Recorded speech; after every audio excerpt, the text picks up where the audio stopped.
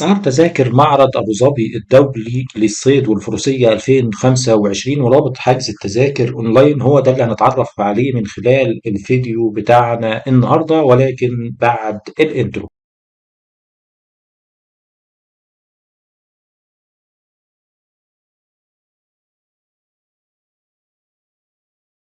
السلام عليكم ورحمة الله وبركاته، ازيكم؟ اخباركم ايه؟ ان شاء الله تكونوا بخير وفي افضل حال. اهلا بكم في فيديو جديد على قناتكم، قناة اسعار تذاكر، ونتعرف من خلاله على اسعار تذاكر معرض الصيد والفروسية ابو ظبي 2025، والذي سينطلق خلال الفترة من السبت 30 اغسطس وحتى الاحد 7 سبتمبر.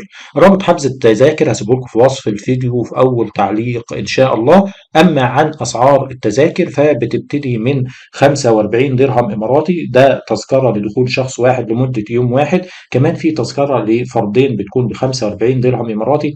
كمان تذكرة دخول 5 أفراد بتكون 110 درهم إماراتي. وتذكرة دخول 8 أفراد 170 درهم إماراتي. وتذكرة دخول 20 فرد 395 إماراتي. طبعا التذاكر بتنفذ بسرعة فبننصح بسرعة شراء التذاكر قبل بداية المعرض.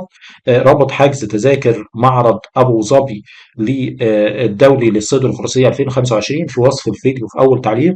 ولو في عندك أي استفسار أو سؤال يا ريت تسيبه لنا في التعليقات وإحنا نرد عليه في أقرب وقت. وكمان لو عايز تعرف أسعار أي تذاكر، أسعار تذاكر أي فعالية في أي مكان، إن كان في الإمارات أو خارج الإمارات، يا ريت تسيبها لنا في التعليقات وإحنا إن شاء الله هنرد عليك. والسلام عليكم ورحمة الله وبركاته.